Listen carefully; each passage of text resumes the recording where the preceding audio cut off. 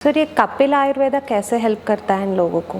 अब क्या है कि लोग उसको ही आयुर्वेद समझने लगे हैं। अगर कोई क्रॉनिक डिसीजेस भी है तो क्या लोग आयुर्वेद को चुन सकते हैं? जन्म से मृत्यु तक जो कुछ भी चाहिए वो सब कुछ आयुर्वेद में है।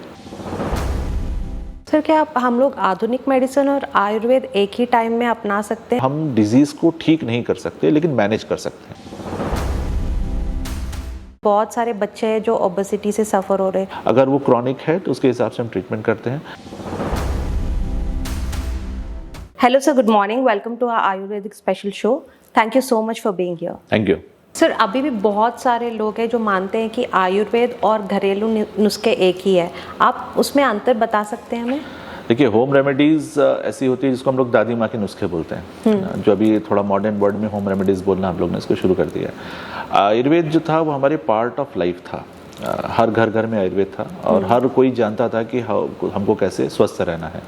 और कभी छोटा मोटा प्रॉब्लम होता था तो दादी लोग क्या करते थे, किचन में जाके थोड़ा सा कुछ काढ़ा बना लिया, पाउडर बना लिया, कुछ भी बना के देते थे और उसे तुरंत ठीक हो जाता था। ठीक है, तो दैट वो होम रेमेडीज है। अब क्या है कि लोग उसको ही आयुर्वेद समझने लगे हैं। आयुर्वेद खाली वो नहीं है। ऐसे करके बहुत सारे मिसकंसेप्शंस आयुर्वेद के बारे में हैं। जैसे कुछ लोग सोचते हैं खाली पंचकर्म है, जैसे हम मसाज करा लिया तो वो आयुर्वेद हो गया। आयुर्वेदिक मसाज करके बहुत पॉपुलर होता है। इसी तरह कुछ लोग सोचते हैं कि आयुर्वेद बहुत स्लो है, धीरे धीरे काम करता है, बहुत टाइम लगता है। कुछ लोग बोलते हैं आयुर्वेद में बहुत पथ्य फॉलो करना पड़ता है, मतलब डाइट खाने पे बड़ा रिस्ट्रिक्शन रहता है। कुछ बोलते हैं बहुत स्लो है। कुछ लोग ऐसा बोलते हैं कि मेडिसिन खाने से लिवर और किडनी डैमेज हो जाएगा। ऐसे बहुत सारे लोग सोशल मीडिया पे प्रचार करते हैं। वैसे बहुत सारा मिसकंसेप्शंस है आयुर्वेद के बारे में। तो आयुर्वेद जो है वो, जैसे हम उसको वर्ड ही देखें तो ayur plus veda. So ayur means life and veda means science या शास्त्र। तो हम लाइफ के बारे में जो जानना चाहते हैं वो सभी इंफॉर्मेशन या सभी जो उसका नॉलेज है वो हमको आयुर्वेद में मिलता है। तो पैदा होने से लेकर मृत्यु तक, जन्म से मृत्यु तक जो कुछ भी चाहिए वो सब कुछ आयुर्वेद में है। तो कैसे हमको छोटे बचपन में रहना है, कैसे मतलब प्रेगनेंसी से लेके बच्चा पैदा होता है उसके बाद क्या करना चाहिए, उसके बाद प्रिवेंशन में क्या करना चाहिए, डिजीज़ होती है तो क्या करना चाहिए, ये सारा डिस्क्रिप्शन आयुर्वेद में है। और इसको हम लोग ने 8 ब्रांच में डिवाइड किया गया है। इसको बोलते हैं अष्टांग आयुर्वेदा। तो उसमें काय चिकित्सा है, बाल चिकित्सा है, गृह चिकित्सा है, शालाक्य है, सर्जरी है, रसायन है, रिजुविनेशन है। तो ऐसे बहुत सारे अलग अलग type of treatments are there. तो हमको ये समझना जरूरी है कि आयुर्वेद किसी एक पर्टिकुलर एक छोटी सी चीज़ पे रिस्ट्रिक्टेड नहीं है। एक कंप्लीट अंडरस्टैंडिंग ऑफ लाइफ है। उसमें बहुत सारा वाइड स्कोप है हेल्थ को लेकर। सो ये जो आम गलत फहमियाँ आपने बताया है कि इसमें बहुत सारा वक्त लगता है या उनको लगता है कि सिर्फ प्लांट बेस्ड है, ऐसा कुछ नहीं है। तो आप इन्हें कैसे एड्रेस करना चाहेंगे? अगर कोई क्रॉनिक डिसीजेस भी है तो क्या लोग आयुर्वेद को चुन सकते हैं? ये डिपेंड करता है कि डिजीज़ पे किस कंडीशन में डिजीज़ है। जैसे मैं हमेशा बोलता हूँ कि जो आयुर्वेद में प्रोग्नोसिस ऑफ डिजीज़ है वो 4 जगह पे डिवाइड होती है। हम लोग बोलते हैं साध्य असाध्य। जो क्योर हो सकती है मतलब ठीक हो सकती है, असाध्य मतलब जो ठीक नहीं हो सकती है। जो ठीक हो सकती है उसमें 2 कैटेगरी है। एक है जिसमें ईजिली ठीक हो जाती है, आराम से ठीक हो जाती है, मतलब किसी को प्रॉब्लम हुआ, मेडिसिन दिया, ठीक हो गया। दूसरे में ऐसा होता है कि ठीक होता है लेकिन थोड़ी सी मेहनत करनी पड़ती है, डिफिकल्टी होती है। जैसे सर्जरी हो सकती है, थेरेपीज हो सकती हैं, हो सकता है थोड़ा ज़्यादा टाइम लगे। तो इसको हम लोग बोलते हैं कि क्योरेबल है या फिर साध्य है। असाध्य में भी 2 कैटेगरी। एक कैटेगरी ऐसी है जहाँ पे हम डिजीज़ को ठीक नहीं कर सकते लेकिन मैनेज कर सकते हैं। तो सिम्टम्स वगैरह नहीं रहते हैं और व्यक्ति जो है आराम से ज़िंदगी जी सकता है, एज लॉन्ग एज वो जो भी एडवाइजेज है, मेडिसिन है, उसको फॉलो करे तो। और चौथी कैटेगरी है जो टोटली असाध्य है, टोटली इनक्योरेबल है। जैसे एंड स्टेज कैंसर्स होते हैं तो वो टोटली इनक्योरेबल है, तो उसमें कुछ नहीं हो सकता। ठीक। तो क्रॉनिक डिजीजेज में किसको हम क्रॉनिक बोलेंगे वो डिपेंड करता है, क्योंकि हम मॉडर्न डायग्नोसिस को आयुर्वेद में ट्रांसलेट नहीं कर सकते, है ना। तो हमारे हिसाब से हम क्या डायग्नोसिस कर रहे हैं और उसका क्या ट्रीटमेंट है। कई केसेस ऐसे होते हैं जहाँ पे शायद मॉडर्न मेडिसिन में क्रॉनिक है लेकिन हमारे लिए इजीली क्योरेबल है। जैसे गैस का इशू है, बड़ा इजीली क्योरेबल है। कॉन्स्टिपेशन के इश्यूज हैं, आयुर्वेद में बड़ी इजीली क्योरेबल है। एक पॉलिप का इशू है, नेजल पॉलिप है, जहाँ पे लोगों को पॉलिप बढ़ता है और कॉन्स्टेंटली छींकें आती हैं, साइनोसाइटिस होता है, तो वो इजीली क्योरेबल है। जहाँ पे सर्जरीज एडवाइस होती है हम लोग प्रिवेंट करके 100% ठीक कर सकते हैं। तो ये डिपेंड करता है कि कौन सी कंडीशन है और क्या है। और इसमें एक बड़ा इंपॉर्टेंट फैक्टर है जो है देश और काल का और प्रकृति का। सो वो व्यक्ति कहाँ रह रहा है, उसका जो सराउंडिंग है कैसा है, जो सीज़न है वो कैसा है, और व्यक्ति का प्रकृति मतलब कॉन्स्टिट्यूशन कैसा है। तो एक ही डिजीज़ अगर अलग अलग कॉन्स्टिट्यूशन में होती है तो उसका इम्पैक्ट अलग अलग होता है। जैसे अगर मान लीजिए कि किसी को एसिडिटी का प्रॉब्लम है, ठीक है, अब ये एसिडिटी अगर किसी पित्त वाले व्यक्ति में होगी, पित्त प्रकृति वाले में होगी, तो उसको ज़्यादा स्ट्रांग होगी। लेकिन यही एसिडिटी अगर किसी कफ प्रकृति वाले को होगी तो माइल्ड होगी, बहुत ज़्यादा नहीं होगी। ऐसा तो आयुर्वेद में बहुत सारे वेरिएबल्स हैं जिसको हम लोग चेक करते हैं और उसके बाद हम लोग डायग्नोसिस करके ट्रीटमेंट करते हैं।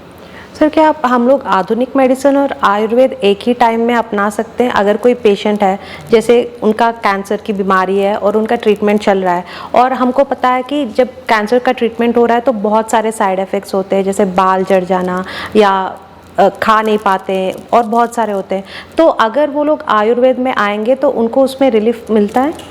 देखिए, मैं उस पर कमेंट करने से पहले एक बात ज़रूर बोलना चाहता हूँ कि दुनिया भर में अभी इंटीग्रेटिव मेडिसिन पे बड़ा काम हो रहा है। बहुत सारी यूनिवर्सिटीज़ में अभी लोग इंटीग्रेशन पे जोर दे रहे हैं कि जैसे ट्रेडिशनल चाइनीज़ मेडिसिन है, आयुर्वेद है, एक्यूपंचर, एक्यूप्रेशर है, नेचुरोपैथी, ऐसे करके बहुत सारी जो पैथीज़ हैं उसको हम लोग कैसे मॉडर्न मेडिसिन में इंटीग्रेट करके the best possible health care लोगों को हम दे सकें, इस पे बहुत काम हो रहा है। बहुत सारी मेडिकल यूनिवर्सिटीज़ जो है इस पे काम कर रही हैं। मेरे एक्सपीरियंस में, क्योंकि मैं एक ऐसी जगह पहले काम करता था जहाँ पे एक मॉडर्न हॉस्पिटल था और उसी में हम लोग आयुर्वेदा फुल फ्लेश सेंटर भी था, तो हम लोग एक ही साथ मैंने काम किया। कोविड टाइम में भी काफ़ी सारे आईसीयू केसेस में हम लोग ने आयुर्वेदा मेडिसिन खिलाई है, बिकॉज जो डॉक्टर्स वहाँ थे वो फ्रेंड्स थे, जो मॉडर्न जो इमरजेंसी में थे या फिजिशियंस थे, दे आर गुड फ्रेंड्स। तो जहाँ पर वो अटक जाते थे या फिर दैट इज़ द मैक्सिमम वो कर सकते हैं, उसके बाद वो मुझसे पूछते थे कुछ हो सकता है क्या, तुम्हारा कुछ आइडिया, हमने कहा करके देख सकते हैं। ऐसे करके हम लोग ने बहुत सारे केसेस में एक्सपेरिमेंट्स किया है। मेरा कहने का तात्पर्य यह है, जैसे कैंसर के बारे में पूछा, मेरा एक्सपीरियंस में जो लोग कीमोथेरेपी पे जाते हैं तो ज़्यादातर लोगों को एसिडिटी का, इन्फ्लामेशन का इशू होता है, जो पूरा जैसे मुंह में छाले पड़ जाते हैं, गले में हो जाता है, वो खाना नहीं खा सकते, वीक हो जाते हैं। तो जैसे जैसे वीक होते जाएंगे तो उनकी कीमो सहन करने की शक्ति कम होती जाती है। हाँ। हम लोग आयुर्वेद में क्या करते हैं, हम लोग उस चीज़ को कंट्रोल कर सकते हैं काफ़ी इफेक्टिवली। जब हम उसको कंट्रोल करते हैं तो इन्फ्लामेशन कम हो गया, जो व्यक्ति है वो खाना, नॉर्मल खाना, डाइट उसका शुरू हो गया, बॉडी में स्ट्रेंथ आ गया, तो जो सब्सिक्वेंट कीमोज है उसको लेने की उसकी स्ट्रेंथ जो है वो अच्छी हो जाती है। तो हम लोग क्या करते हैं कि मेडिसिन देते हैं और जब कीमो होता है उसके 3-4 दिन पहले और 3-4 दिन बाद तक मेडिसिन नहीं देते हैं ताकि उसका इफेक्ट रहे। उसके बाद वापस बेसिक मेडिसिन कंटिन्यू रखते हैं, डाइट चेंज करते हैं, और काफ़ी सारे लोगों को इससे बहुत बेनिफिट हुआ है।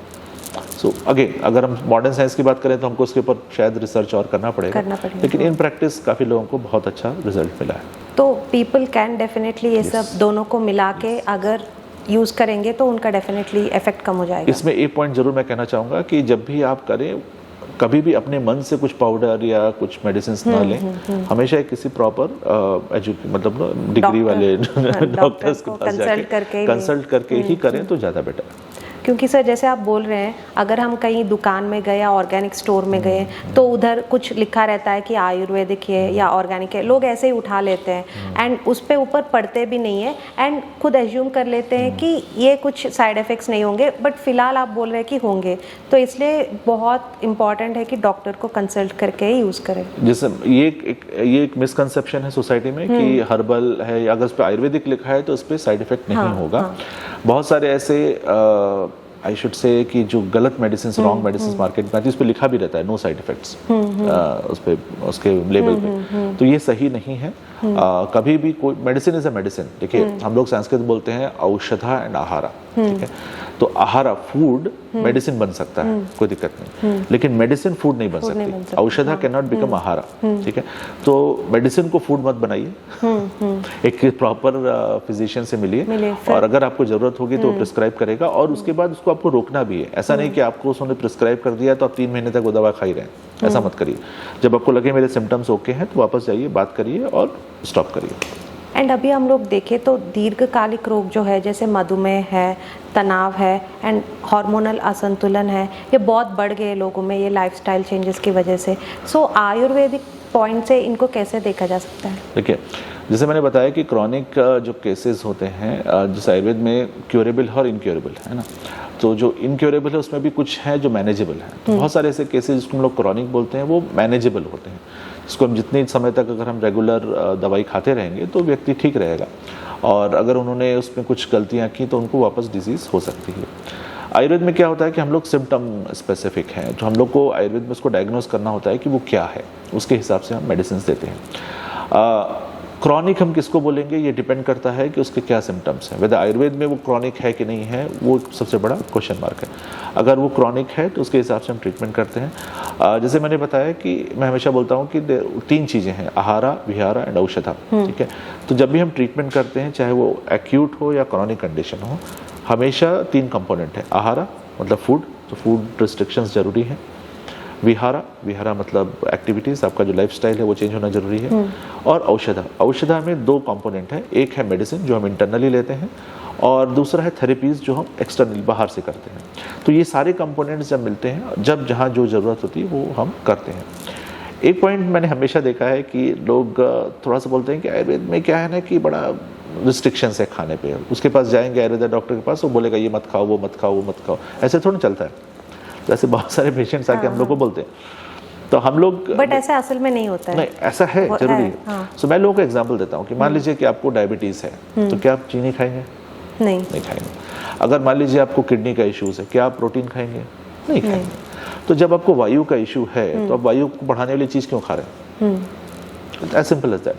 तो जो भी चीज़ हम लोग 3 में ही मानते हैं, वात पित्त कफ में, तो अगर कोई चीज़ वायु को बढ़ा रही है और आपको वायु का ही प्रॉब्लम है तो अब वो चीज़ को आपको बंद करना पड़ेगा ना, रिस्ट्रिक्ट करना पड़ेगा। सो जो चीज़ कॉज कर रही है तो उसको हमको पहले बंद करना है। तो आयुर्वेद में हम लोग बोलते हैं निदान परिवर्जनमेव चिकित्सा। सो निदान मतलब जो कॉज है और उसको हमको हटाना है। जब वो कॉज साइड में हो जाएगा तो ऑटोमेटिकली आपकी जो कंडीशन है वो बेटर होने लगेगी। फिर बाकी उसको खाली सपोर्ट चाहिए बेटर होने के लिए। तो कॉज कट करना जरूरी है। That make sense. अभी सर हम देखें तो स्वास्थ्य, उपचार और संतुलन, ये जो कॉन्सेप्ट है बहुत चल रहा है अभी मॉडर्न मेडिसिन में भी, तो आयुर्वेदिक व्यू पॉइंट से आप इसको कैसे एक्सप्लेन करेंगे? देखिए, ये जो वर्ड आपने यूज़ किया ना, इसमें पहले हम लोग ये बोलते थे कि भाई ट्रीटमेंट खाली जो है चिकित्सा होनी चाहिए और इट इज़ फाइन। फिर ये बात है कि नहीं चिकित्सा से काम नहीं चलेगा, प्रिवेंशन भी चाहिए, मतलब बचाव भी चाहिए। हाँ। फिर अभी नया वर्ड बहुत मार्केट में चल रहा है, वेलनेस। हर कोई वेलनेस के पीछे भाग रहा है। It's a very big industry now.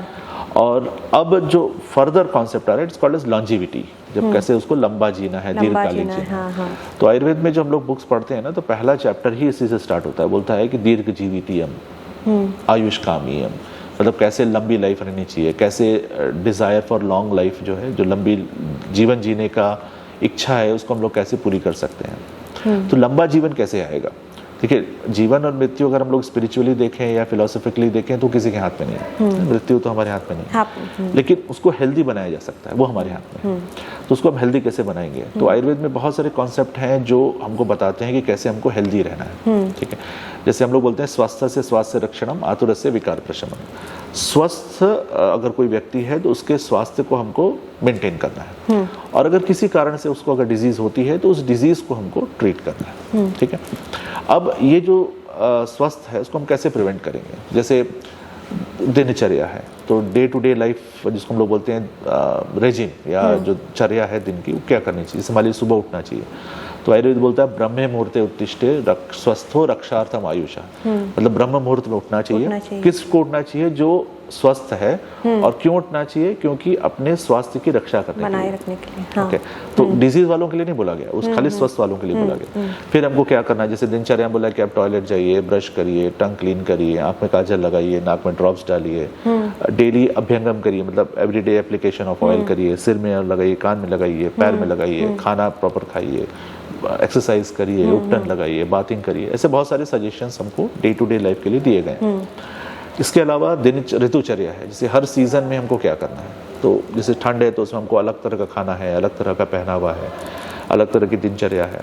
इसी तरह गर्मी है तो चेंज हो जाता है। जैसे मान लीजिए ठंड में हम अच्छा स्पाइसी गर्म सूप पी सकते हैं, लेकिन गर्मी में नहीं पी सकते। गर्मी में हमको जूस चाहिए, जूस हम ठंड में नहीं पी सकते, है ना, ये तो नेचुरल है। तो इसी तरह बहुत सारे सजेशंस जो है सीजन वाइज हमको दिए गए हैं, जिसको हमको चेंज करना चाहिए। अगर हम ये सब चीज़ें फॉलो करते हैं तो हम हेल्दी रह सकते हैं।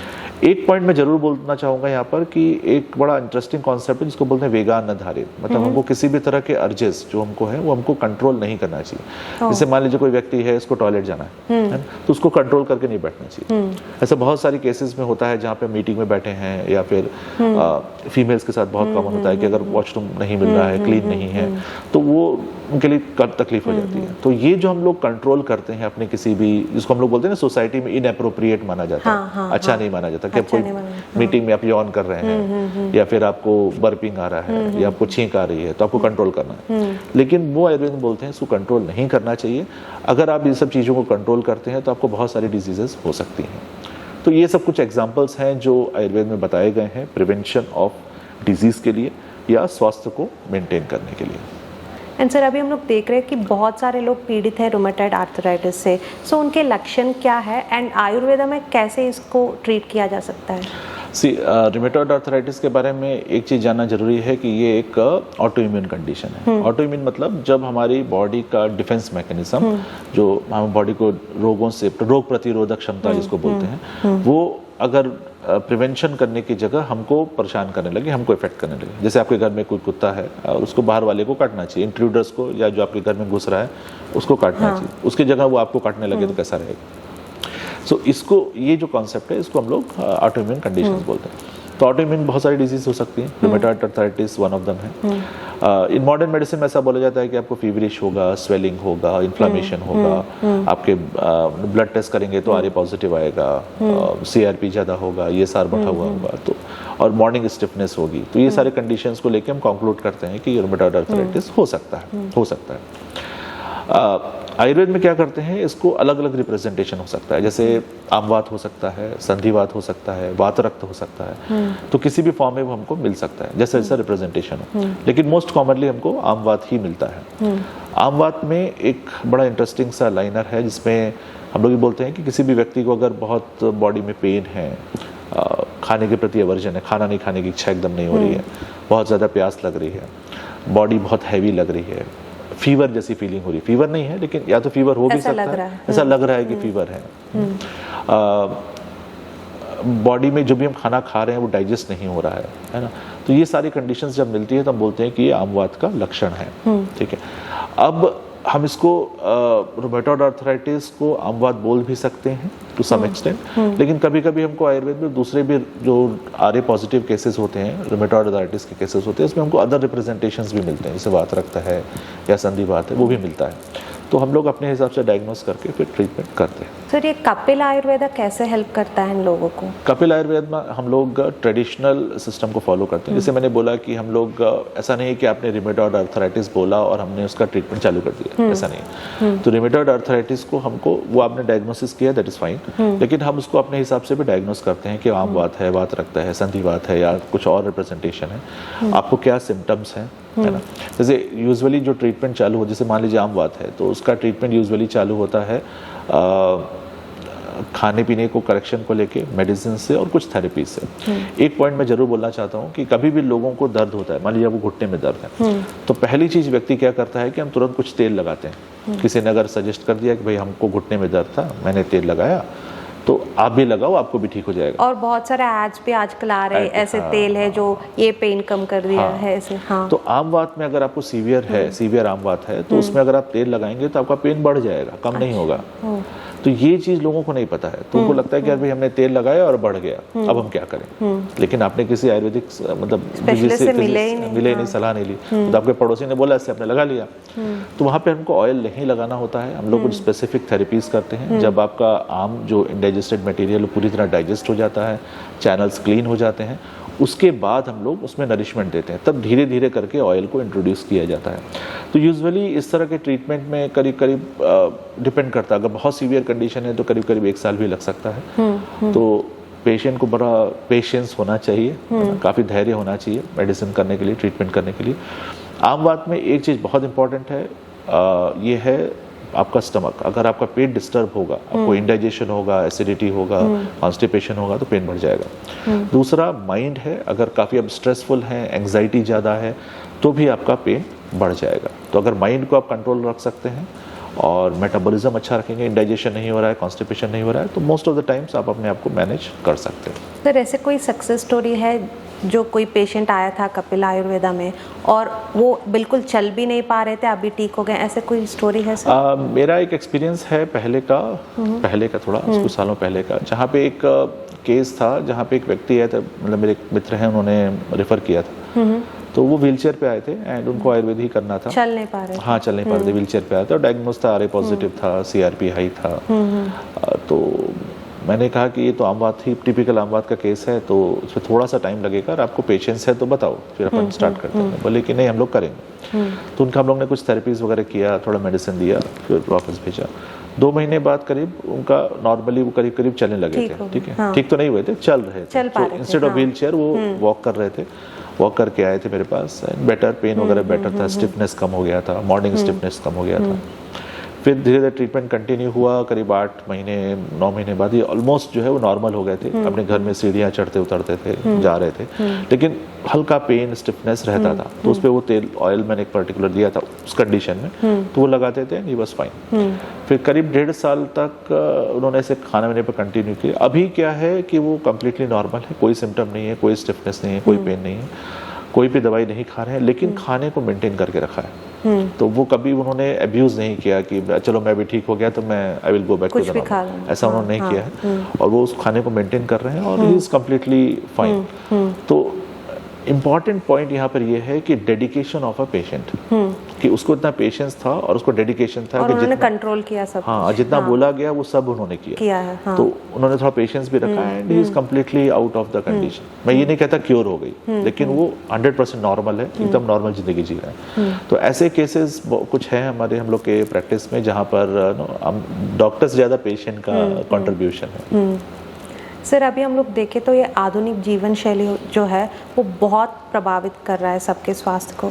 सो आप आयुर्वेद के नज़र से कैसे देखेंगे इसको? जैसे हम लोग देख रहे हैं तो बहुत सारे औरतों को PCOS हो रहा है और बहुत सारे बच्चे हैं जो ओबेसिटी से सफ़र हो रहे हैं। सो ये सब किस नज़रिए से देख रहे हैं? हम मॉडर्न लाइफस्टाइल को हम ये भी बोल सकते हैं कि वेस्टर्न लाइफस्टाइल है। तो जो पाश्चात्य सभ्यता है या संस्कृति है या उनका जो जीवन जीने की शैली है, वो हम लोग उसको बड़ा स्ट्रांगली अप्लाई कर रहे हैं अपने डे टू डे जीवन में। एक बड़ा अच्छा एग्जांपल है चीज़ का।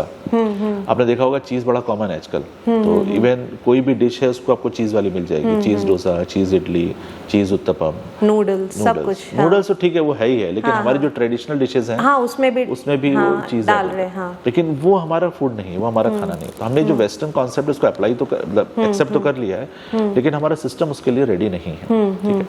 दूसरी सबसे इंपॉर्टेंट पॉइंट है वो है digital devices and social media. तो हमारा बहुत सारा टाइम उसके पीछे जाता है, वीडियोस देखने में, रील देखने में। तो हमारी जो फिजिकल एक्टिविटी है वो मिनिमम है। आप देखिए नॉर्मली भी किसी भी बिल्डिंग में गार्ड्स होते हैं या पुलिस मैन, बोलना नहीं चाहिए, लेकिन जो कॉमन प्लेसेस पे आप लोगों को देखिए, ज्यादातर लोग अपना सिर झुका के ऐसे ही बैठे मिलेंगे। हाँ, फोन में भी खोए हुए हैं। हाँ।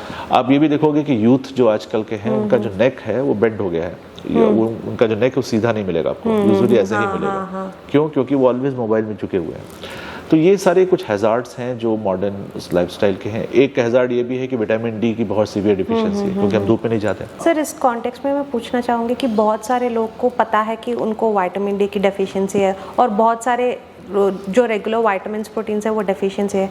तो ऐसे ही बिना डॉक्टर से मिले हम लोग ऐसे ही मल्टीविटामिन टैबलेट्स ले सकते हैं या मिलके लेना बेटर है? इसमें देखिए ऐसा है कि आयुर्वेद में एज इट इज कुछ सप्लीमेंट्स नहीं है, डायरेक्ट सप्लीमेंट्स नहीं है। तो हम लोग मेटाबॉलिज्म को करेक्ट करते हैं और फूड में देते हैं। तो क्योंकि हमको कहाँ से मिल रहा है?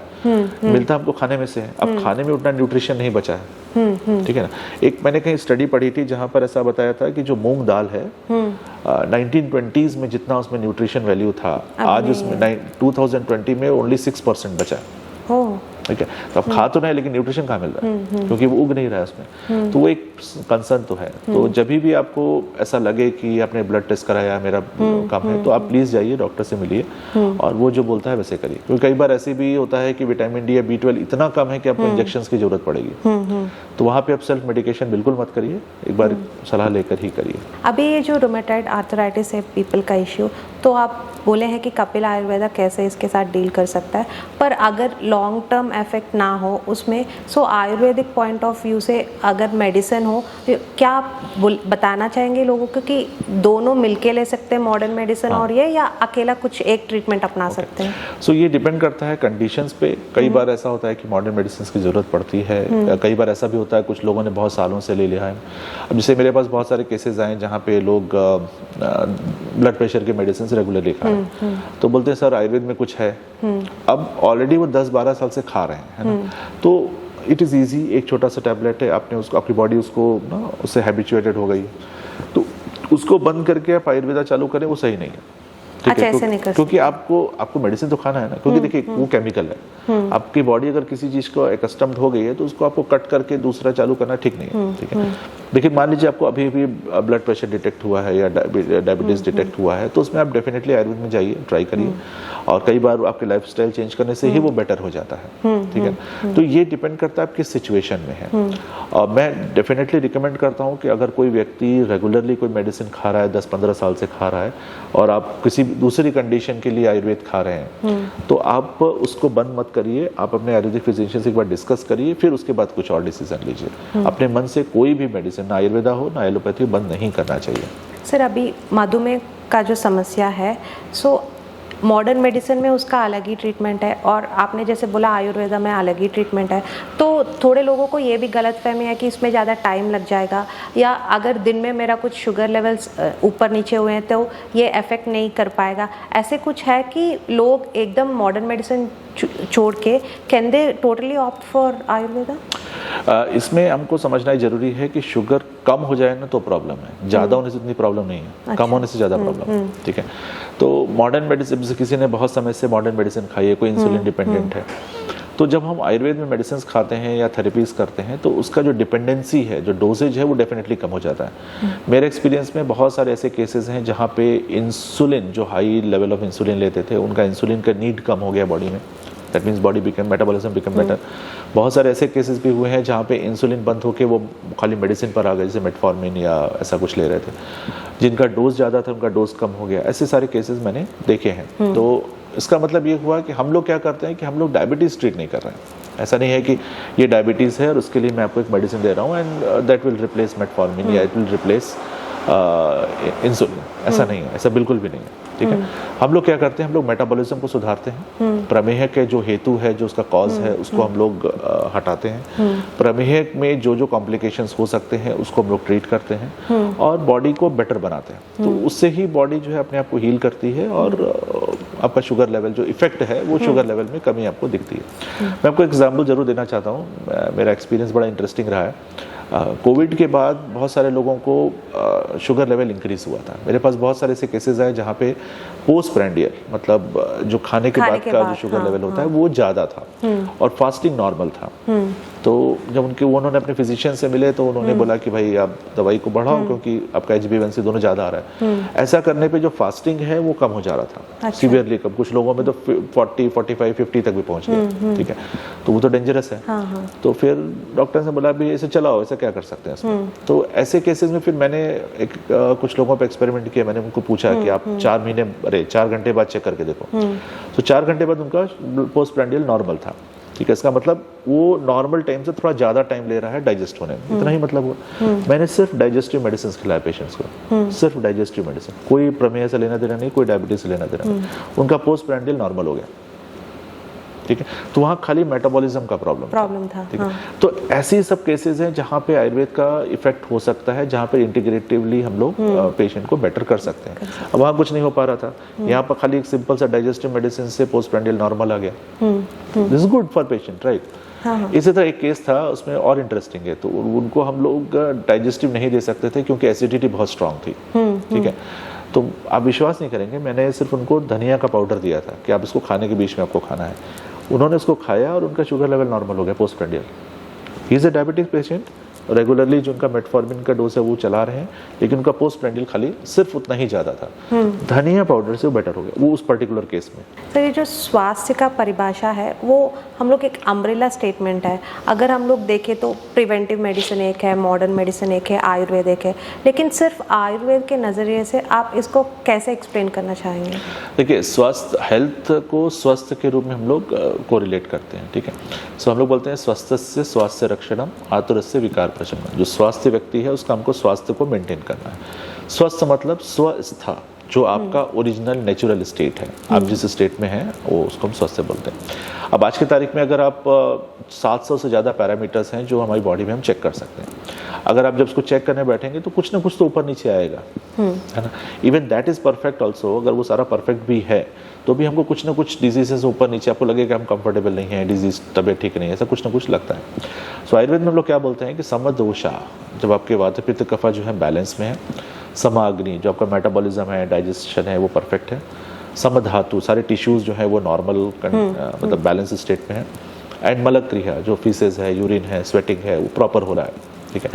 फिर प्रसन्न आत्मेंद्रिय होना, हैप्पी स्टेट ऑफ योर आपका जो आत्मा है, आपकी जो माइंड है और आपका जो सेंस ऑर्गन्स है, ये जब हैप्पी स्टेट में रहता है, ये सारी चीज़ें जब इकट्ठी आती हैं तो हम बोलते हैं कि आदमी स्वस्थ है। तो ये एक डेफिनेशन है। इसके साथ एक चीज़ और है, हम लोग बोलते हैं कि हिताहार विहार से भी, अगर कोई व्यक्ति सही से खाना खा रहा है और सही लाइफ स्टाइल जी रहा है, फिर समीक्षाकारी, तो वो हमेशा जो है प्लान करे कि जो भी हमको काम करना है उसको प्रॉपरली प्लान करके फिर उसको काम अंजाम दे। विश्वेशु सकता, जिसको सेंस ऑर्गन्स पे, अपनी इंद्रियों पे अच्छा कंट्रोल है। दाता जो चैरिटी करता है, दान देता है। सत्यपर जो हमेशा सच बोलता है। क्षमावान जो दूसरों को आसानी से ना क्षमा कर देता है, भाई जाने दो, इट्स ओके।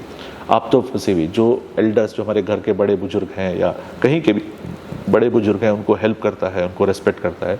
भवत्य रोगा, ऐसा व्यक्ति ही डिजीज़ फ्री रहेगा। तो देखिए कितना इंटेलिजेंटली आयुर्वेद में social, mental, spiritual, emotional wellbeing तक की बात की हुई है। तो आजकल के टाइम में जो लोग हेल्थ की बात बोलते हैं ना, उसमें एक बड़ा स्ट्रॉन्ग फैक्टर है मेंटल हेल्थ का, बड़ा स्ट्रॉन्ग फैक्टर है स्पिरिचुअल हेल्थ का, और बड़ा स्ट्रॉन्ग फैक्टर है इमोशनल हेल्थ का। आजकल के टाइम में जो लोगों का इमोशनल क्वेश्चन जिसको बोला जाता है वो काफ़ी हिला डुला है। हाँ, तो स्ट्रेस लोग की वजह से, हाँ लोग देखिए स्ट्रेस पे मैं एक बात बोलना चाहता हूँ जरूर। देखिए स्ट्रेस कुछ होता नहीं, There is nothing called stress, ऐसा कुछ है ही मतलब हम लोग खुद ला रहे हैं उसको, है ही नहीं। एक छोटा सा बच्चा है, उसको आप बोलो कि बेटा तुम ABCD लिखो, उसके लिए वो स्ट्रेस है, क्योंकि उसको मतलब उसको मेहनत करनी पड़ रही है, उसको समझना पड़ रहा है। उसको बोले कि भाई चलो तुम एक काम करो, सेंटेंस लिखो, उसके लिए मेहनत वाला काम है, आपके लिए नहीं है। आप तो आराम से लिख सकते हो, आप बुक लिख सकते हो पूरी। तो अगर हमको कुछ चीज़ों को पता है कि हमको कैसे डील करना है, हमको पता है हम उसको कैसे एग्जीक्यूट कर सकते हैं, तो हमको उसका स्ट्रेस नहीं होता है। या तो हम ओवर कमिटेड हैं कि हमसे हो नहीं सकता, हमारी कैपेसिटी के बियॉन्ड हमने कमिटमेंट कर दिया है, या फिर हमको पता नहीं कि वो काम कैसे होगा। अगर ये होता है तो ही स्ट्रेस होता है। और फिर एंग्जाइटी है, तो लोग सोचते हैं कि भाई आगे क्या होगा, अब क्या होगा। तो हम लोग बोलते हैं चिंता, शोक और भय। तो चिंता मतलब वरीज वहाँ से चालू होता है, फिर आदमी दुखी हो जाता है, शोक में आ जाता है, फिर उससे उसको फियर जनरेट होता है, भय जनरेट होता है।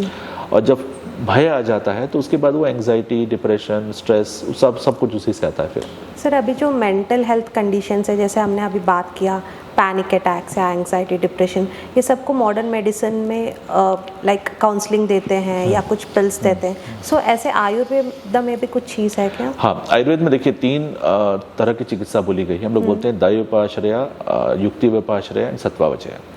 तो दैवोपाश्रय मतलब थोड़ा स्पिरिचुअल काइंड ऑफ जो ट्रीटमेंट्स होते हैं वो सब होता है। युक्ति व्यापाश्रय मतलब जो हम लोग डे टू डे लाइफ में करते हैं, मेडिसिन देते हैं, थेरेपीज करते हैं, उसको बोलते हैं। और सत्वावचय, सत्व मीन्स ये एक माइंड का या मनस का ट्रांसलेशन, एक सिनोनिमस वर्ड है। और सत्व अवजय मतलब कंट्रोल ऑन द माइंड, उसको हम कैसे कंट्रोल कर सकते हैं। तो उसमें काउंसलिंग आती है, इसमें डिस्क्रिप्शन आता है। आयुर्वेद में मानस रोग विज्ञान में पोस्ट ग्रेजुएशन भी होता है, तो मेंटल हेल्थ है इसमें बड़ा अच्छा कंपोनेंट है। इसमें एक चीज़ मुझे अपने को जरूर समझना जरूरी है कि ये ऐसा क्यों हो रहा है। तो मैं एक डेफिनेशन देना चाहता हूँ, एंग्जाइटी ये कैसे पैनिक अटैक में जाता है। देखिए एंग्जाइटी में क्या होता है, एंग्जाइटी में यूजुअली हम लोग फ्यूचर में जीते हैं, नॉट इन प्रेजेंट। आगे क्या होगा, अब क्या होगा, कैसे होगा, चिंता करना, तो वो कॉन्स्टेंटली दिमाग में चल जाता है। तो माइंड इतना काम करता है कि माइंड थक जाता है, बिकम्स टायर्ड, ठीक है। तो वो एक तरह से डिप्रेसिव स्टेट हो जाती है। डिप्रेशन नहीं है लेकिन डिप्रेसिव स्टेट जैसा हो जाता है, मन नहीं लगेगा काम करने पर, नहीं करना है। जब आप ओवर कमिटेड हो जाते हैं, आपकी कैपेसिटी से बियॉन्ड आप काम करते हैं या कमिटमेंट करते हैं, डेडलाइंस बड़ी स्ट्रांग होती हैं, बहुत सारा काम होता है, तो वो जो प्रेशर है वो पैनिक अटैक्स क्रिएट कर देता है, क्योंकि आप समझ नहीं पा रहे हैं कि हाउ टू हैंडल, कैसे उसको समझाएं, कैसे उसको डिलीवर करें, है ना। और आजकल का टाइम ऐसा है ना कि हम जाके अपने बॉस को बोल भी नहीं सकते कि सॉरी आज मुझसे नहीं हो पाएगा, बिकॉज वो भी एक प्रेशर बन डर लगा रहता है। भय, मैंने बोला ना, चिंता, शोक, भय, तो वो भय मेरे ख्याल से कंपनीज को भी निकालना चाहिए और मेरे ख्याल से एम्प्लॉयज को भी थोड़ा सा फ्रेंडली होना चाहिए, जिससे धीरे धीरे जो एक अच्छा सिनर्जिस्टिक माहौल जब बनता है काम करने का, तो मेरे ख्याल से स्ट्रेस जो फैक्टर है, पैनिक अटैक है, स्ट्रेस है या बर्नआउट्स है, उसको हम लोग डिलीट कर सकते हैं। एक चीज़ मैं ज़रूर लोगों को सजेस्ट करता हूँ आजकल के यूथ को, कि आप टाइम पे सोइए। There is something called as, एक नया टर्मिनोलॉजी आया है, उसको बोलते हैं night time revenge procrastination. Okay, तो ऐसा होता है कि हम दिन भर काम करते हैं, थक जाते हैं, फिर मुझे, अब जैसे कोई लेडी है, उनको दिन भर ऑफिस में काम किया, घर जाके घर का काम किया, बच्चों को देखा, पति को, सब कुछ हो गया, फिर आपको मी टाइम तो चाहिए थोड़ा सा। तो लोग क्या करते हैं कि उनको नींद आती है, आंख बंद होती है, लेकिन तो भी वो फोर्सफुली अपनी जो स्लीप आवर्स है उसको पोस्टपोन करते हैं कि जस्ट मुझे थोड़ा सा मी टाइम मिले ताकि मैं शांति से काम कर सकूं। ऐसा होता है। तो इसको बोलते हैं नाइट टाइम रिवेंज प्रोक्रेस्टिनेशन। आप फोर्सफुली जो अपना स्लीप टाइम को पुश कर रहे हैं ताकि आपको थोड़ा सा मी टाइम मिल जाए। ये, और जो यूथ है वो गेम्स में करते हैं या रील्स में या मूवीज में अपना टाइम प्रोक्रेस्टिनेट करते हैं, तो रात को वो 12-1-2 बजे सोते हैं, लेकिन सुबह तो 9 बजे ऑफिस पहुंचना है, ठीक है, तो बहुत टाइम कम जो हाँ, स्लीप जो रेस्ट है, जो रिक्यूब होने का या फिर रिपेयर होने का जो टाइम है वो बहुत मिनिमम हो जाता है। तो मैं हमेशा लोगों को सजेस्ट करता हूँ कि आप 10:30 बजे तक सो जाइए मैक्सिमम, ठीक है, सुबह 6 बजे उठिए, फिर उसके शांति से आप अपना एक्सरसाइज करिए, रूटीन करिए, चाय पीजिए, अखबार पढ़िए, बुक पढ़िए, and slowly you go, don't rush, slowly you do everything, फिर आप अपने ऑफिस में जाइए, तो आपका माइंड बड़ा रिलैक्स रहेगा। जब अपना माइंड आप रश से शुरू करते हो इन द मॉर्निंग, तो डे भी आपका वैसे ही निकलता है, स्ट्रेसफुल हो जाएगा, तो उसको करिए। दूसरा, आप ऑयल लगा सकते हैं एवरीडे। आयुर्वेद में ऐसा बोला, साउथ इंडिया में बड़ा इंटरेस्टिंग कॉन्सेप्ट है, तमिलनाडु में तो है, कि जो मेल्स हैं उनको एवरी वेडनेसडे एंड सैटरडे, और फीमेल्स को ट्यूसडे एंड फ्राइडे लोग जो है ऑयल बात करते हैं। अच्छा। ऑयल लगा के नहाते हैं। तो ये एक ऐसी चीज़ है जो आप रेगुलर कर सकते हैं डे टू डे लाइफ में, और उससे आपकी बॉडी जो है काफ़ी कोप अप कर लेगी बहुत सारी चीज़ों से। अगर in case if you are, मतलब पॉसिबल नहीं होता है ड्यू टू बिजी शेड्यूल, तो आप कितना कम से कम करिए कि सिर में, कान में और पैर में, अच्छा, इतने में आप रेगुलर ऑयल लगाइए। इससे आपकी बहुत सारी समस्याएं, स्ट्रेस, स्टिफनेस वगैरह काफ़ी कम हो जाएगा। Thank you sir.